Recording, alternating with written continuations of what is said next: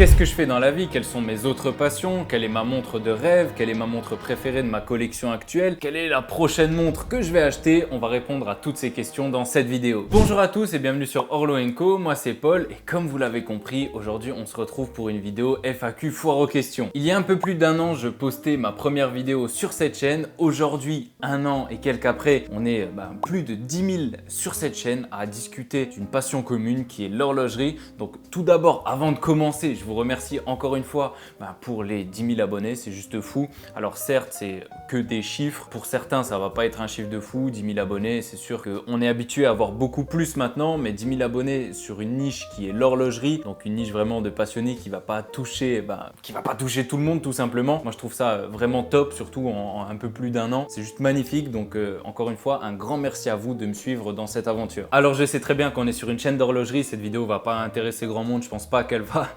très bien marcher si on parle de statistiques, mais bon, j'aime bien faire des vidéos pour me faire plaisir, pour vous faire plaisir aussi. Donc je trouvais ça quand même important de faire un petit peu des vidéos un petit peu différentes, comme j'ai pu le faire avec le baptême de voltige avec Hamilton. C'est pas des vidéos qui sont vouées à faire des vues, à marcher, mais simplement à prendre du plaisir et à tisser des liens un petit peu plus forts avec ceux qui me suivent, ceux qui regardent mon contenu pour peut-être un petit peu plus que l'horlogerie, même si je suis bien conscient que de base c'est vraiment l'horlogerie, c'est les montres qui vous intéressent. Donc ne vous en faites pas, on va parler un petit peu de moi aujourd'hui, mais on va aussi parler un petit peu d'horlogerie, histoire d'allier un petit peu tous les publics ensemble et en tout cas de passer un bon moment. À cette occasion des 10 000 abonnés, je vous ai demandé de me poser des questions, que ce soit via Instagram sur des stories, mais je sais que pas tout le monde possède Instagram, possède un compte Instagram. Donc vous m'avez aussi posé des questions sur YouTube et puis on va directement y aller, directement commencer parce que je pense qu'on a assez blablaté. Pour la première question, on a une question de Pascool-LG. Pour la FAQ, tu penses quoi des Herbelin Cap Camara? Alors la Cap Camara, c'est une montre que j'ai déjà mentionnée dans plusieurs de mes vidéos. C'est une montre un petit peu alternative, je trouve, à certaines montres de luxe. En tout cas, elle va reprendre des codes un petit peu de montres de grande marque qu'on a l'habitude de voir, que ce soit par le cadran ou encore les vis sur la lunette. C'est une montre que je trouve très sympa, qui n'est pas excessivement cher, donc qui peut être très cool en montre de tous les jours. Franchement, je valide la Cap Camara classique et récemment, il me semble qu'ils ont sorti une Cap Camara Square, donc carré. Vous connaissez mon amour sûrement pour la Santos avec les vis, etc. Enfin, tout le design de la Santos en plus de son histoire. Donc je peux que valider cette montre. Ensuite, on a une question de Paul Cheton 9802 qui d'ailleurs est très présent dans la section commentaires depuis un bon moment, donc dédicace à toi. Il me dit, question hors sujet, est-ce Paul l'extraterrestre en décoration sur le mur? Et la deuxième question, il y a aussi plusieurs modèles à quartz chez Rolex, me semble-t-il. Merci Paul. Merci Paul, merci à toi aussi. Oui, il y a plusieurs modèles à quartz qui sont sortis chez Rolex, donc dans les années 70-80, tout simplement durant la crise du quartz. Donc on a notamment la Oyster Quartz qui est d'ailleurs très sympa. Bon, elle coûte encore entre 6 et 8 000 euros il me semble. C'est vraiment une fourchette que je vous donne. C'est des prix que j'ai en tête comme ça. Personnellement, je ne mettrai pas cette somme-là dans la Oyster Quartz, même si je la trouve très très jolie. Et pour répondre à la question du petit néon qui est là-haut sur le mur, ouais, c'est bien une petite référence à Paul l'extraterrestre. Je sais pas, je m'appelle Paul, je trouvais ça marrant. Pour rajouter une petite touche dans le décor, on a donc Paul l'alien, l'extraterrestre. Je sais pas si vous avez vu le film, en tout cas. Voilà pour ceux qui auront la ref. Ensuite, on a une question de Nozman. Est-ce que tu pourrais faire une vidéo sur les bonnes écoles d'horlogerie pour devenir horloger? Mon objectif, c'est d'aller chez Rolex, s'il te plaît. Comme je l'ai déjà dit dans pas mal de mes vidéos, moi, je suis simplement un passionné d'horlogerie. Je ne suis pas un expert en horlogerie. J'en suis encore moins un horloger. J'ai pas fait d'études là-dedans. J'ai vraiment aucun diplôme en horlogerie. Alors, je serai vraiment pas la meilleure personne pour te conseiller des écoles d'horlogerie, mais j'ai confiance en vous. Dites-lui en commentaire si vous avez des connaissances là-dedans, quelle école, quel parcours il pourrait suivre pour se lancer dans des études d'horlogerie pour devenir horloger. En tout cas, moi, j'ai pas ces connaissances, désolé. Ensuite, on a une question de Léopold Castagno 3963. Vous avez vraiment des noms un petit peu difficiles à prononcer, mais bon, on va dire que j'ai l'habitude avec les références de montres d'horlogerie, donc en vrai, ça va. Mais quand même, les noms sur les réseaux, c'est toujours quelque chose. Bref, il me dit quelle a été ta première montre et la possèdes-tu encore aujourd'hui? Alors ma première montre, c'était une DDP, une montre que j'ai eue, je pense, à l'école primaire. Je crois que je devais avoir 7 ou 8 ans. C'est là que j'ai eu ma première montre, donc une montre au caoutchouc, affichage digital. Et est-ce que je la possède encore? Ouais, je crois bien qu'elle est encore chez mes parents. Il faudrait que je vérifie. J'essaierai de vous trouver une photo d'une montre qui ressemble un petit peu, parce qu'il me semble que je l'avais déjà cherché sur internet. J'ai pas réussi à retrouver le modèle exact, mais pour que vous compreniez un petit peu le mood de ma première montre. Et oui, normalement je la possède encore. J'essaierai de la retrouver. Ensuite, on a une question de Monsieur Choubdia pour la FAQ. Quel est ton ou tes Graal horlogers et as-tu d'autres passions? Alors, mes Graal horlogers, eh ben écoutez, j'en ai pas forcément. J'ai pas un Graal précisément. J'ai plein de montres que j'aimerais bien avoir dans ma vie, mais chaque chose en son temps. Il y a des marques que j'aime beaucoup comme Vacheron Constantin, Breguet. C'est des marques dont j'aimerais bien avoir des modèles dans ma collection, mais pour le moment, j'ai pas de modèle particulier où je me dis c'est vraiment le Graal. Après, on reviendra peut-être plus tard dans cette vidéo sur des modèles que j'aimerais beaucoup avoir, mais en termes de vraiment Graal horloger, non, j'ai pas forcément d'idée là, mis à part les marques que je vous ai citées. Et pour l'autre question, as-tu d'autres passions? Ouais, j'ai pas mal d'autres passions. Évidemment, la vidéo, là ce que je suis en train de faire, ça me passionne. Les réseaux sociaux, c'est quelque chose qui me passionne énormément. Le business en ligne aussi, l'automobile. Franchement, il y a plein de choses qui me passionnent. Je pense qu'on va pas trop s'attarder là-dessus, sinon on va parler toute la vidéo de choses qui me passionnent et c'est quand même pas le but. Prochaine question de Rome Vamp pour la FAQ. Quel est ton métier? Entre parenthèses, je mets une pièce sur photographe ou juste une autre passion. Pour les autres passions, je pense avoir répondu assez rapidement quand même sur la question d'avant. Quel est ton métier? Je mets une pièce sur photographe. Alors, tu mets peut-être une pièce sur photographe, tu t'es fait peut-être induire en erreur par les appareils photo qu'il y a là. Et je suis actuellement en train de parler à un appareil photo, donc ça peut jouer aussi. Mais non, je suis pas photographe. D'ailleurs, je suis vraiment pas fort en photo, je préfère la vidéo si tu veux savoir. Et pour ce qui est de mon métier, c'est une question qui revient quand même assez fréquemment. C'est une question, c'est assez dur à y répondre parce que j'ai pas un métier fixe en fait, il n'y a pas un truc que je fais pour gagner ma vie. Dans un terme assez général, je vais dire que je fais du business en ligne. Donc je gagne de l'argent grâce à mon téléphone et à mon ordinateur. Donc ouais, je pourrais rajouter ça dans mes passions, mon métier entre guillemets. Bon, c'est vrai que je l'ai dit, le business en ligne, mais c'est quelque chose qui me captive en fait, qui me passionne. Je suis tombé dedans un petit peu par hasard en commençant à poster des vidéos. C'était pas sur l'horlogerie, peut-être que certains ont déjà vu ma tête quelque part. Je ne fais pas que de l'horlogerie sur les réseaux sociaux, ça fait déjà pas mal d'années que je suis sur les réseaux, ça doit faire 4-5 ans, seulement 1 an et quelques dans l'horlogerie. Donc ouais, je suis arrivé un petit peu par hasard dans ce monde du business en ligne par la création de contenu au début et c'est quelque chose qui m'a vraiment captivé, passionné. Donc ouais, c'est une de mes passions aussi. Et je vous vois déjà venir là, ceux qui vont me dire « Ah, je le savais, il fait des vidéos seulement pour l'argent. » Non les gars, clairement, écoutez, si vous ne me croyez pas, essayez, commencez à faire des vidéos sur l'horlogerie ou allez même questionner les autres qui font des vidéos sur l'horlogerie. Tu ne peux pas faire des vidéos sur l'horlogerie simplement pour l'argent, c'est pas un truc super rentable, franchement c'est quand même assez difficile de gagner sa vie en faisant des vidéos sur l'horlogerie, donc non les gars, c'est clairement une passion et je me suis dit autant allier plusieurs passions. C'est sûr qu'il y a des sources de revenus qui peuvent être faites grâce à l'horlogerie, mais là j'ai allié plusieurs passions, que ce soit l'horlogerie, la vidéo, le montage vidéo aussi, c'est vrai que je ne l'ai pas mentionné, mais j'ai une formation de monteur vidéo de base, je fais du montage vidéo. Bref, j'ai allié toutes ces passions et en plus de ça, rajouter un petit côté business à une chaîne YouTube, évidemment, parce que c'est quelque chose qui va coûter de l'argent, mais si on parle rien qu'en termes de YouTube monnaie, je vous garantis que c'est déjà très difficile de rembourser les paiements que je fais à mon mini maker, donc la personne qui s'occupe de faire mes miniatures YouTube. Donc non, vous pouvez poser la question si vous ne me croyez pas, vous pouvez même essayer par vous-même, gagner sa vie en faisant des vidéos sur l'horlogerie. C'est pas le meilleur business plan. Pour être tout à fait honnête, c'est pas le meilleur business plan. D'ailleurs, je suis en train de lire vos commentaires pour répondre à vos questions et il y a pas mal de personnes qui m'ont félicité pour ces 10 000 abonnés. Un grand merci à vous. C'est pas moi qu'il faut féliciter, c'est vous. Sans vous, là, rien ne serait possible. Je ferais peut-être quand même mes vidéos pour moi, pour mon plaisir, pour en apprendre tout le temps, toujours plus sur l'horlogerie. Mais c'est grâce à vous que cette chaîne évolue. Donc félicitez-vous tous dans les commentaires.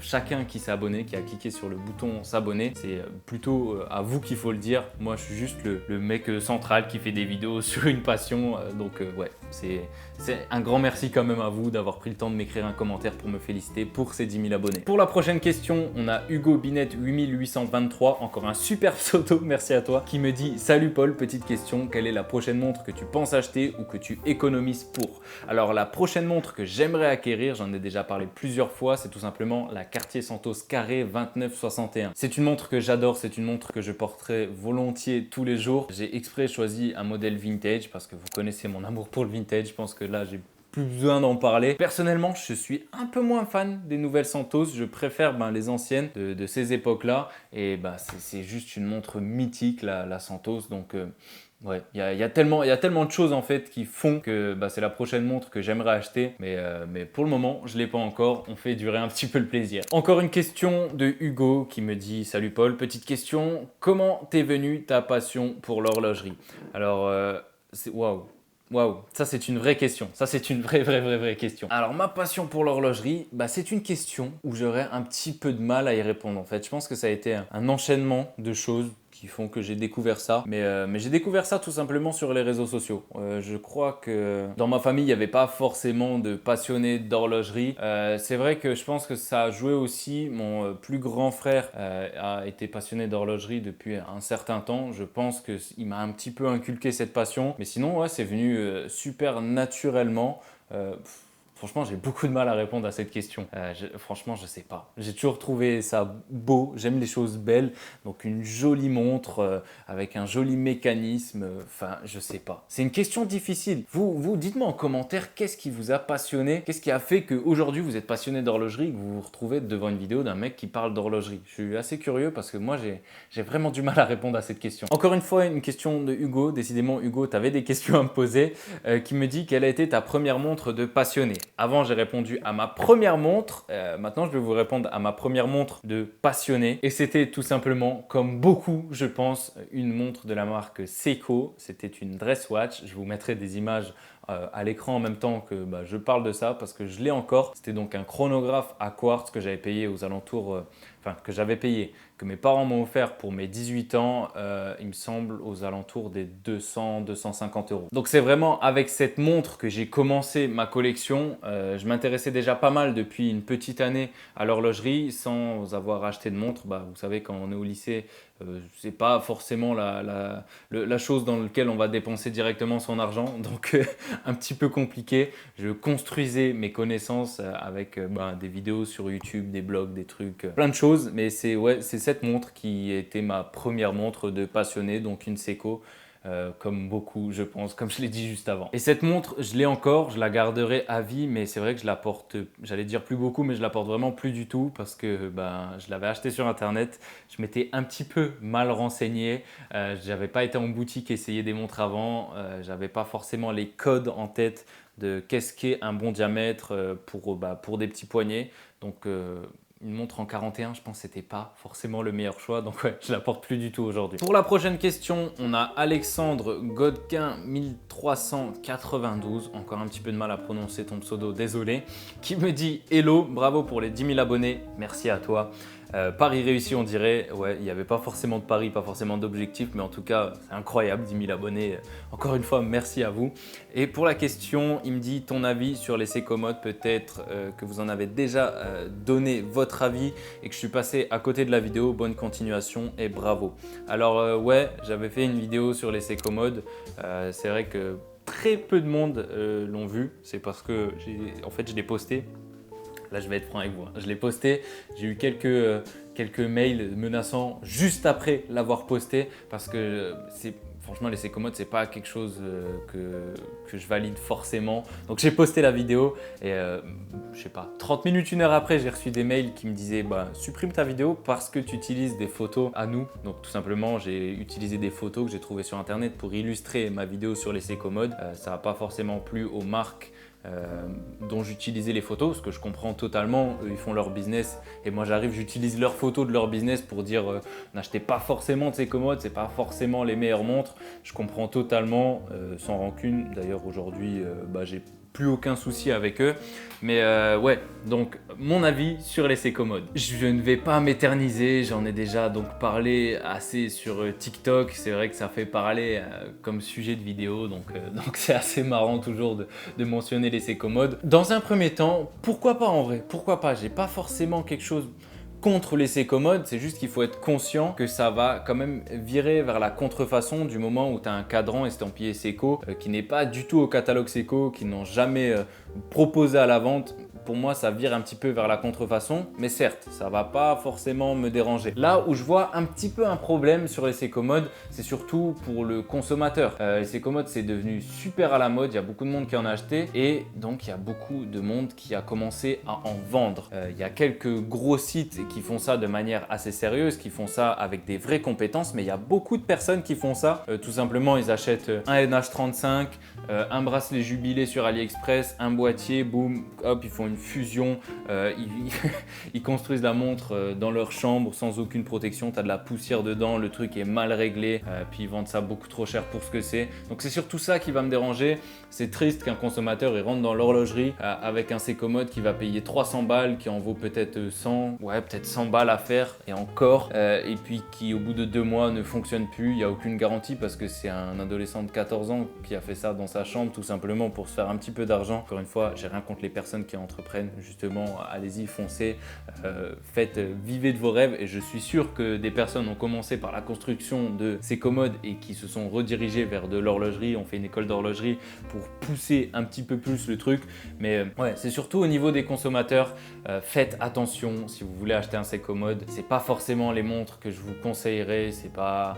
Enfin, ouais, moi je trouve ça un petit peu grotesque, mais faites surtout attention à qui vous l'achetez. Donc bref, je ne vais pas m'étaler encore plus sur ce sujet. Personnellement, je ne valide pas les Secomodes. Après, vous faites ce que vous voulez. Ceux qui construisent des Secomodes, c'est top. Au moins, vous faites quelque chose, vous entreprenez, vous lancez des choses. Franchement, je peux que vous féliciter, mais essayez de le faire de la bonne manière et de ne pas forcément faire de la contrefaçon. Et c'est vrai que là, je suis en train de dire, ouais, Secomodes, mais pensez sur les Secomodes et tout, mais c'est évidemment les Secomodes dont on a tous vu passer, là, les Secomodes type Rolex avec des cadrans, avec écrit Oyster dessus, etc. Enfin, vraiment, les Secomodes qui se poussent vers la contrefaçon, mais de base, c'est vrai qu'il faut être conscient qu'un Secomode, c'est tout simplement un Seco modifié. Donc, on prend un Seco et on prend d'autres pièces au catalogue Seco et on fait justement des fusions, des assemblages. C'est un petit peu du tuning de montre. C'est pas forcément le côté péjoratif, même si c'est vrai que ça a pris un petit peu le dessus. On va maintenant passer aux questions Instagram. J'espère que vous passez un bon moment. C'est une vidéo vraiment détente. Il y a un petit peu moins de montage que d'habitude. Là, on est entre nous, tranquille. On cherche pas à maximiser le watch time, etc. Là, c'est vraiment une vidéo tranquille. Donc, n'hésitez pas à me faire savoir. D'ailleurs, si cette vidéo vous plaît, en commentaire, en lâchant un like, en vous abonnant si ce n'est pas déjà fait. On est à 10 000, on va viser les 20 000, écoutez, c'est la prochaine étape. Mais maintenant, on passe tout de suite aux questions Instagram. La première question à m'avoir été posée, c'est de Maxi Burger. Ok, pourquoi pas? Qu'est-ce que tu fais dans la vie à côté de YouTube? Entre parenthèses, métier, hobby, etc. Bon, désolé, j'ai déjà répondu à cette question. La seconde question qui m'a été posée, c'est de guillaume.nca. Donc bon, ça c'est quelqu'un que je connais, c'est un ami à moi, qui me dit quelle est ta montre préférée de ta collection actuelle? Waouh! Alors là, franchement, c'est une question auquel je ne pourrais pas répondre, sincèrement. Il y a les montres que je porte le plus, qui sont mes deux Omega et ma Hamilton, mais ma montre préférée, en fait, j'en ai pas. Chacune va être en fonction d'une tenue ou d'une activité que je vais faire dans la journée. Par exemple, cette Omega Dress Watch, je vais pas la porter dans des circonstances qui peuvent l'abîmer. Donc ouais, ça va vraiment dépendre. J'ai pas forcément de montre préférée, je les aime toutes. Après, s'il y avait une montre, si je devais garder qu'une montre, et ça serait purement sentimentale, ce serait tout simplement la montre que mon père m'a offerte.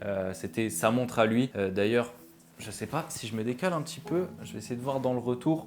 Là, vous avez peut-être déjà vu, déjà remarqué qu'il y a une photo. C'est tout simplement une photo de moi qui a genre quelques semaines ou quelques mois et de mon père qui me tient dans ses bras et il a tout simplement cette montre au poignet. Lorsque j'ai grandi, je l'ai toujours vu aller au travail, porter cette montre tous les jours. Donc Aujourd'hui, il m'a fait l'honneur de me la donner, donc j'ai cette montre dans ma collection et si je devais n'en garder qu'une, ce serait celle-ci évidemment pour le côté purement sentimental. À côté de ça, je m'en fous si j'ai une Rolex ou celle-là, je préfère clairement garder celle-là parce que c'est pour ça que l'horlogerie c'est cool. En tout cas, c'est vrai que j'en ai déjà parlé dans pas mal de vidéos, mais je vais y revenir assez rapidement. C'est vraiment le côté super sentimental, mais au-delà de ça, historique. En fait, c'est le porteur d'une montre, pour moi, il écrit une histoire sur cet objet et c'est vraiment ce côté un petit peu intemporel. En plus des montres, de la montre de mon père, j'ai 2 montres à gousset qui viennent de ma famille que j'ai récupérées. Une montre de mon arrière-grand-père qui s'appelait d'ailleurs aussi Paul, avec le même nom de famille que moi.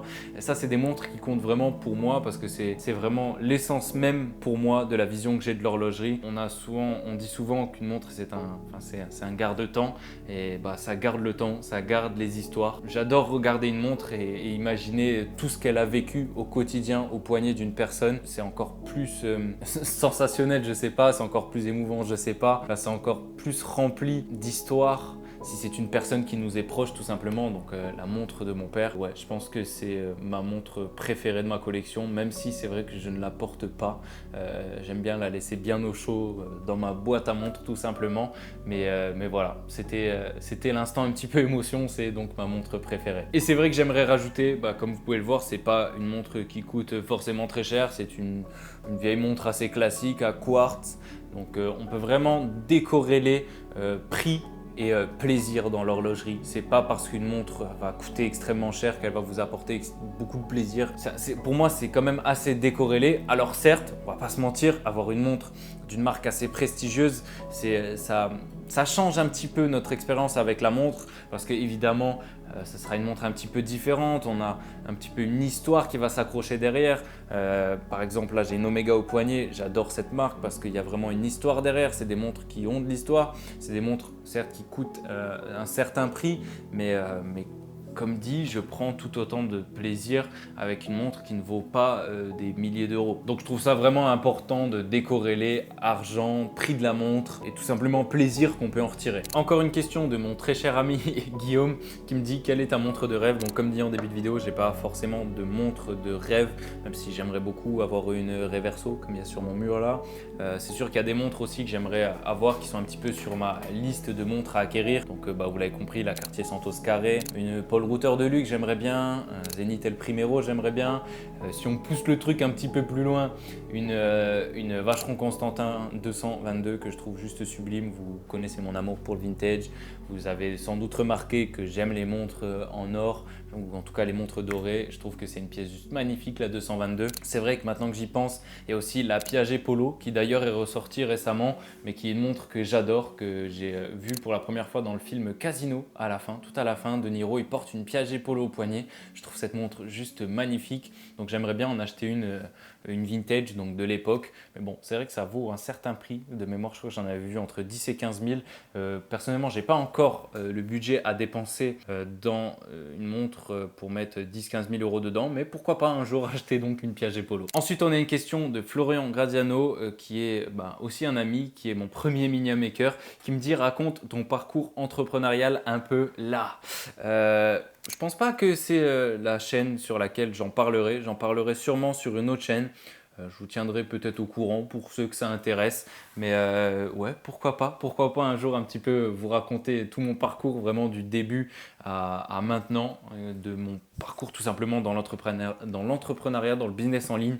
Je ne vais pas aborder le sujet ici, je ne pense pas que ça vous intéresse. Mais Florian, ne t'inquiète pas, ce n'est que partie remise. J'en ferai une vidéo un jour sur ce fameux parcours. Ensuite, on a une question de Maxime-DVS31. Ta passion des montres t'a-t-elle été transmise de manière familiale ou par une tierce personne? Alors, comme je l'ai dit précédemment, je pense qu'il y a un petit peu de familial avec mon grand frère qui est passionné d'horlogerie, qui bosse aujourd'hui d'ailleurs dans l'horlogerie. Je pense que ça joue un petit peu, mais c'est clairement pas l'entièreté du truc qui fait que je suis passionné de montres. Pour tout vous dire, dans ma famille, personne n'est passionné de montres à la base. Mon père, il portait cette montre pour avoir une montre, tout simplement, dans le but premier d'avoir une montre. Mais non, ça vient pas c'est pas c'est pas une passion qui m'a été transmise par mes parents ou etc. C'est vraiment quelque chose qui m'est venu assez naturellement avec le temps et surtout, je pense, avec les réseaux sociaux. Donc, si aujourd'hui, je peux renvoyer le boomerang qui m'a été envoyé, de faire découvrir cette passion à des personnes via une caméra, via un écran, via un ordinateur, c'est aussi pour ça que je fais des vidéos sur l'horlogerie, sur YouTube, sur Instagram. C'est pour transmettre tout simplement cette passion qui, moi, m'a été transmise en tout cas via les réseaux sociaux. La prochaine question nous est posée par Rafale 4x4. Tu as combien de montres dans ta collection et peux-tu faire une vidéo de présentation? Ça aussi, c'est quelque chose qui revient assez souvent. Alors tout d'abord, j'ai combien de montres dans ma collection?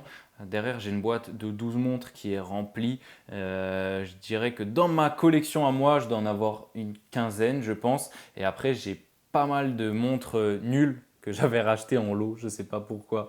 J'ai un bac là rempli de montres vraiment nulles, de montres un peu cassées, vraiment des montres pourries. Donc en tout, je dois avoir, je sais pas, au moins 30-40 montres. Mais de montres dans ma collection, des montres que je collectionne, je dois en avoir 13, 14, 15 peut-être. Et est-ce que je peux faire une vidéo dessus? Ouais, pourquoi pas, un jour peut-être, ça viendra. Pour le moment, je ne considère pas avoir des pièces assez intéressantes pour en faire une collection dessus. Je vous ai déjà parlé des pièces entre guillemets les plus intéressantes de ma collection, donc Hamilton, Omega, etc. Un petit peu les Tissot, mais faire une vidéo sur la collection, ouais, pourquoi pas, je sais pas encore, je verrai avec le temps. Ensuite, on a une question de Albeng et c'est vrai qu'elle colle parfaitement avec ce que j'ai dit juste avant. Qu'est-ce qui t'a fait aimer l'horlogerie?